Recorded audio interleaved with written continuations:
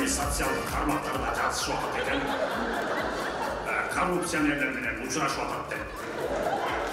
Өзү колун сунуп атса, мен мени айлык албай коймок коем. Korrupsiya жоголот, уурулук жоголот. Кыргызстан өңгөт ошондо, өңгөт. Мен пенсиямды өсүрүп кетем. Жардын боюнда кашка уй турат, емеке. Таластык досторум бар, алар башка чететинде. Прокуратурада иштеген Тайкепкенен келатам мен. Прокуратурада иштесе, прокуратурада иштейт дейт. Не демек?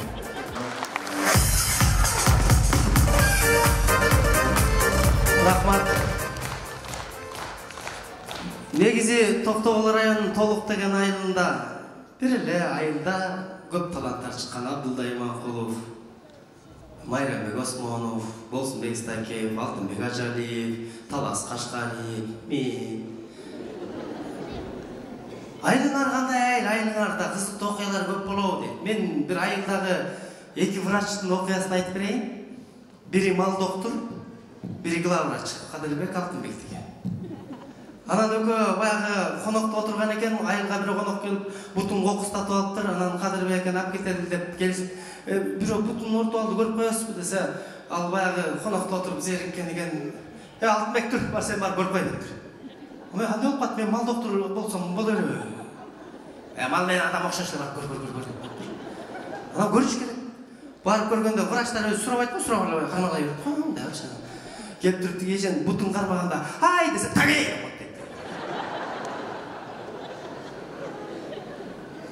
Дагы бир айылдагы окуя, бир агабыз кашкылак кармап, ана мактанып калды. Кече бир кашкылак кармап 12 литр май сызгырып алды. Десе жанындагылар. Анда сиз май ырдап келаткан кашкылак кармалгансызбы дейм. Бизде ушундай тийишип сүйлөгөн эмелер бар.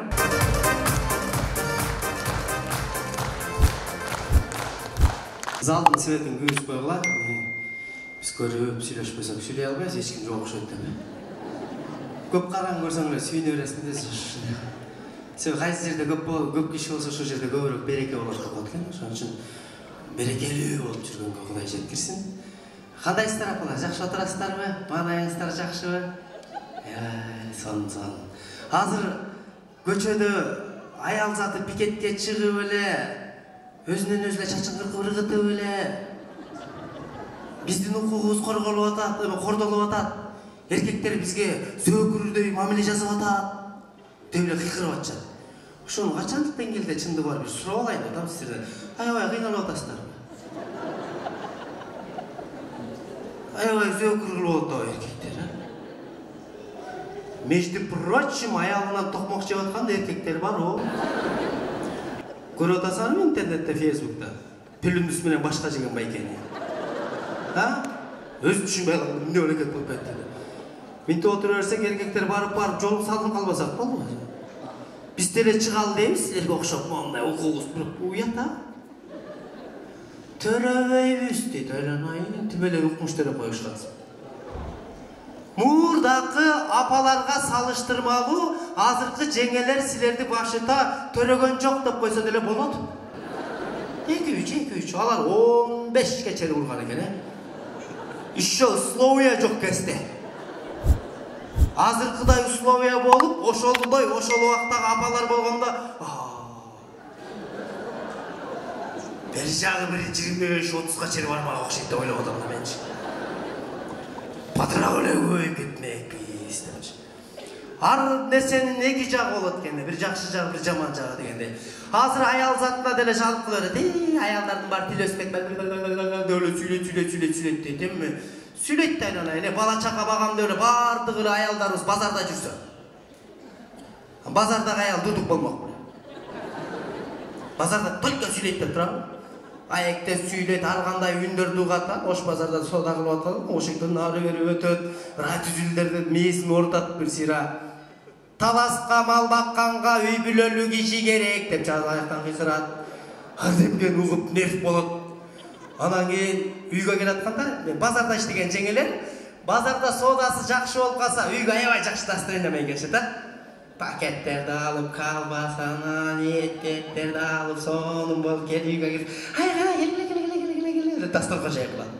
Қоқыс ошо күні содасы болмай алған болса, үйге башқаша келеді, а? Еккеле нам менен келді.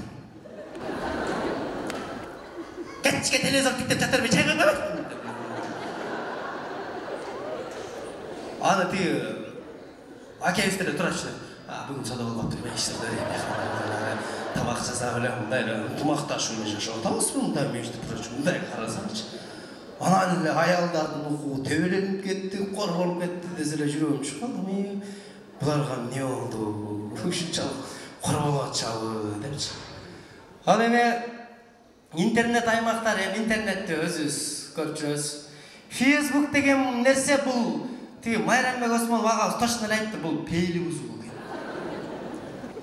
Facebook'a кирсең кызычы кыйкырып аткан, өкүрүп аткан, нештетип аткан.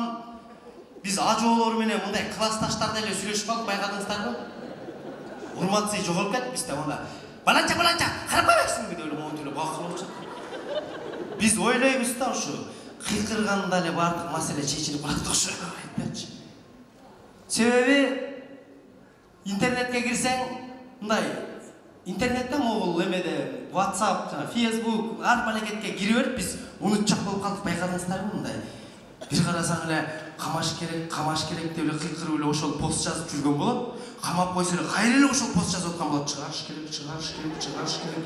Биз үчүн эмне кылып атканыбызды унутуп атабыз, акыркышылар да шынында. Унутуп калып атабыз. Бирөө директор боло албай калган, бирөө күйөөгө тие албай калган интернетте. Өзү чөлө болуп жатып калдык ошочу. Инстаграмга кирсең аякта жаштар башкача.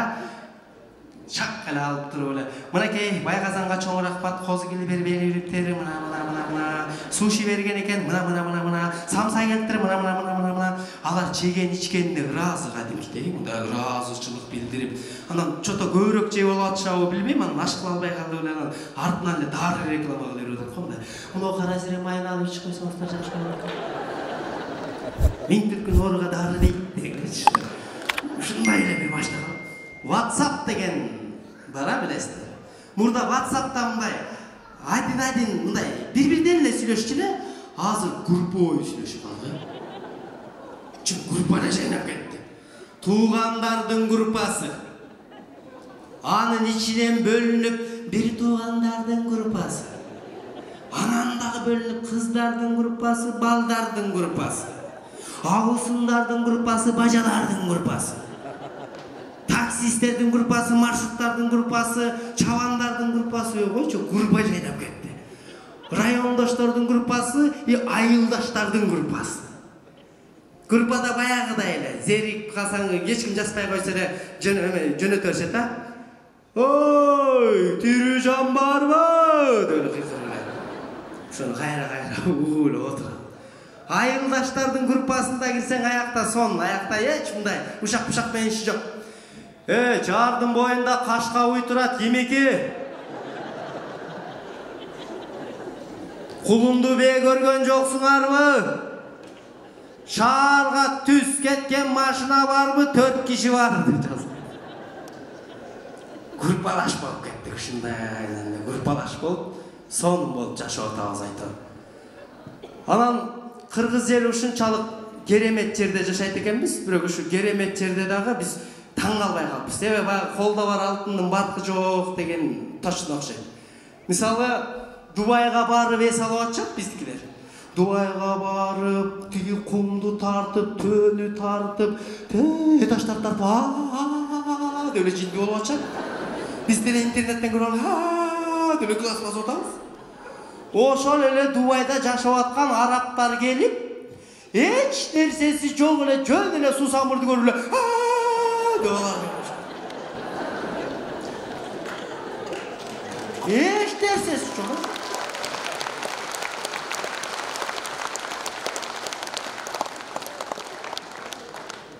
Жаңгыр жаап жүрсе суусамырда биздикилер кач кирип кетип атабыз. Алар болсо машалла деп жыргып атышат э. Анан келип кыргыздарга суроо берет. Силер бейишти кандай элестетесиңер? Биз бейишти кудду ушундай элестетебиз. Силер кандай элестетесиңер десе, биздикилер жооп бере албай коюптур. Биз ойлойт окшойбуз, бейиште жашап жүрөбүз депчи. Айтор, ким кандай кыялданса, кыялдардын бардыгы орундалат экен. Бардыгыңыздарга бейиш насип кылып, бейиш.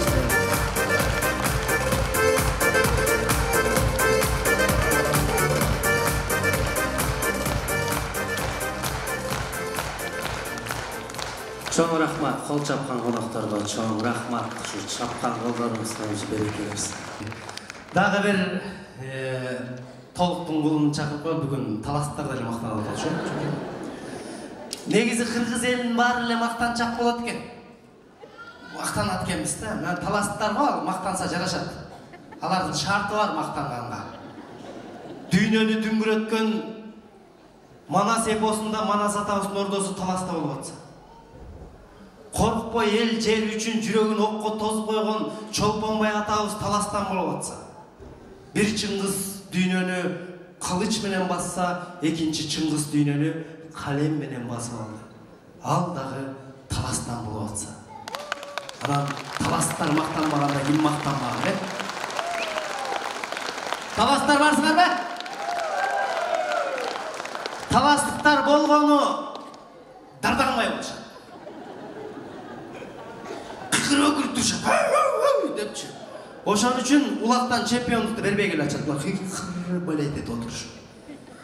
Анан таластар болгондой айтат экен, анан мактангандай угуруп калат экен да. Мисалы мен Тайкемкиден келатсам, жөн эле Тайкемкиден келатам деп айтам да. Талас досторум бар, алар башкача айтат да. Прокуратурада иштеген Тайкемкиден келатам мен. Сен прокуратурада иштесе, прокуратурада иштейт дейт. Анан не демек. Азыр мен сиздердин алдыңыздарга Алтынбек Ажалиев деген толуктуктагы бир кодул жигит агабызды чакырып коелу.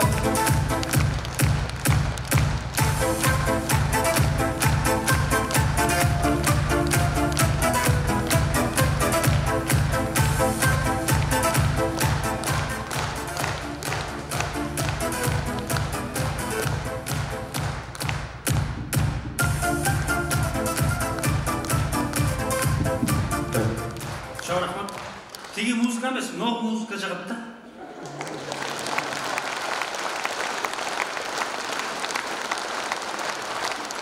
Чоң рахмат. Кел Союз, мен Атамбаев деп кучактап коеюн.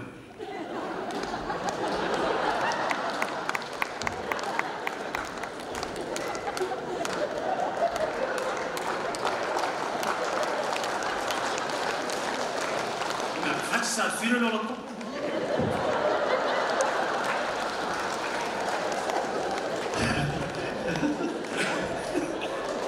Sonuç dersin güldürüp koyun diyor. Keşke sen edin bana güldürürüz. Urmatlı tuğanlar bugünkü gülkü gününüzler menen, kutmandуу geçinizler menen, Soyuzbek'tin geçesine gelgen jalpı Soyuzbek'tin görmanları hoş gelipsizler. Men dagı şu Soyuzbek'tin atынан özünün kичине 1-2 жаш улуу агасы, жердеши катары сиздерге тазим кылып коеюн.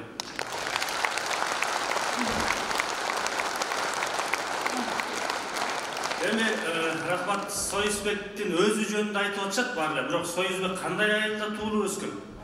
Ушул жөнүндө эч ким айтпай атат. Ушуну мен кыскача айтып коеюн, кандай дейсиздер? Рахмат. Биздин айыл райондун борборунан 100 километр чыгышты көздөй жунгал жакта жайгашкан. Ушундайдан ойрма кыйма-чыйма тоон башына чыгабыз, белге кайра кыйма-чыйма сайга түшөбүз. Жолубуз жанагы койдун ичегесиндей. Эгер ичеге болгондо укмуш Кыргызстан боюнча тоо турган жүргөн болмок да. Карын менен өпкө жетпей, карындын нарындан алдырып, Союздун айын журтунан өпкөнү таластан алдырмакпыз. Экөөбүз болуп сайда жайгашканбыз. Кышыбыз болсо бир укмуш 1 метр айныбай жаайт. Быйыл айнып кеттир кичине, бирок азыр унутуп калганбы, кичине кайра жаап атат. Азыр 1 метр болуп калыптыр угуп атабыз. Суубуз болсо -20 градус, бирок бозонун градусу плюс 20 градус. Эки айылыбыз тең, Союздардын айылы дагы биздин айылдагы сайдын жээгинде кыйгачынан жайгашкан. Кышында чана тебебиз, чананын скоросу 160-тан 200-ге чейин зум этет. Гибрид мотор чаналар жүрөт. Май жебеген. Жазды айта турган болсок, жазыбыз эми өзүбүз биз жайлоодо жашайбыз. Союз уруксат бербеди, мактана берели. Ышкын тизеден, чүкүрүү деген шыйрактан, кымыздык жоон сандан, бетеге белден Кудайга шүгүр, бул жакшы жерде жашайбыз. Жайыбыз болсо 1 ай чөп жабабыз, 7 жаштан 70 жашка чейин согушка аттанабыз. Жоо аяган жаралуу дегендей, ошо 1 айдын ичинде согушуп калбаган киши кышында жутап кыйналып калат. Биздин шарт ушундай. Анан күзүндө малыбыз түшүп келет, чөптү жеп алгандан кийин санап эсептеп сатышын сатып кайра алышын алабыз. Бирок биздин айыл ушунчалык мен биздин айылдыктар менен сыймыктанам. Аябай ынтымактуубуз. Шаржай туура эмес иш кылбайбыз, баарыбыз тең бир багытта иш кылабыз. Мен толуктук жердештерим менен ушунчалык сыймыктанам. Бирөө газель алса баарыбыз алабыз. Бирөө форестер алса баарыбыз алабыз. Бирөө Нива алса баарыбыз алабыз. Ушундай ынтымактуубуз биз. Бирөө кол чапса баарыбыз кол чабабыз.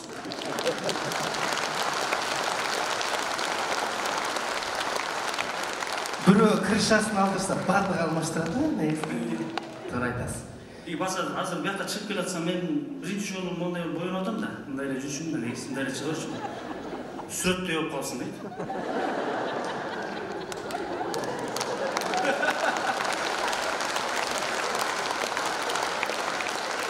Анан неме айтып коет, Нурбай агай, орустардын эстелигиндей болуп калсын. Сокер эми бир пародия мен аткарып жүрөм, бирес анча тааныгандар билишет. Жана айткан биздин айыл жөнүндө ушундай окуялар, Алтынбек Ажалиев, Майрамбек Оспонов агаларыбыз булар пародия жанрында жакшы аткарат, эми ошо пародия жанрынан кел. Эми Союзбекти жана сиздерди куттуктап, убакыт деген убакыт экен, кичине кыскараак Сооронбай Шариповичке сөз берип коелу, уруксат берсеңиздер. Урматтуу мекендештер, мамлекет бул мамлекетти көтөрүш керек антабандар. Мамлекетти көтөрбөсө болбойт. Чогуу биргеликте көтөрөлүк. Мен дагы экс болгон менен жардам берейин, колуман келген жатпайм. Бирок жалгыз киши көтөргөндө кыйын белиң болуп кетет экен. Ошондуктан кыргыздар ынтымактуу болуп, мынакей Союзга окшогон жаш балдар жакшы сөздөр айтып, ушуларга кошулуп. Баарыбыз биргеликте ынтымактуу болуп, маданиятты көтөрөлүп биринчи. Адам маданият болсо, коррупция жоголот, уурулук жоголот. Кыргызстан өнүгөт ошондо, өнүгөт. Мен пенсияны берсеңер кетем.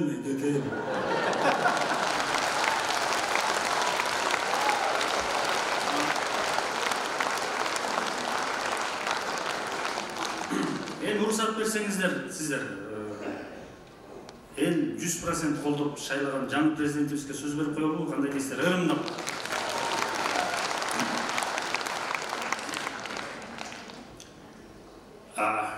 Саламатсыздар, урматтуу мекендештер. Мени социалдык тармактарда жазышып атат экен. Коррупционерлер менен учурашып атат деп. Өзү колун сунуп атса, мен менен алик албай коймок коем. Өзү кусуп атпайт, той сунуп атса. Анан маған каршы жазгандарға айтат элем, сүйлөп аткандарға каршы. Буга чейин 5 президент 61 жашында кеткен. Мен 61 жашка чыкканга чейин дагы 9 жыл бар. 9 жыл гүлдөгөн, коррупциясы жок мамлекетте жашаганыңыздар келсе, мени колдогула, күткүлө чырагыла. Буюрса мамлекет өнүгөт, гүлдөп өнүккөн мамлекетте жашайбыз. Чоң рахмат көңүл бурганыңыздарга.